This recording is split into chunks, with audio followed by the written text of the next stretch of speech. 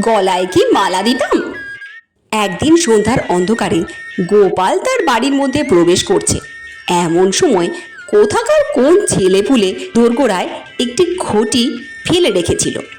গোপাল অন্ধকারে দেখতে না পাওয়ায় তার পায়ে লাগলো। ঘটিটা পায়ে লাগতেই গোপাল চটে গেল এবং তার স্ত্রীকে ডেকে বকাবকি করতে লাগলো। গোপালের স্ত্রী গোপালকে উত্তর দিলে, কোথাকার কোন ছেলেপুলে দোরগোড়ায় কখন ফেলেছে তা কি আমি দেখে বসে আছি? তুমি তো দেখে চলবে, অন্ধ নাকি? গোপাল এতখানি কথা শুনবার লোক কখনো নয়। সে তখন বললে, তাহলে কি আমার এই দুর্গতি ভোগ করতে হতো?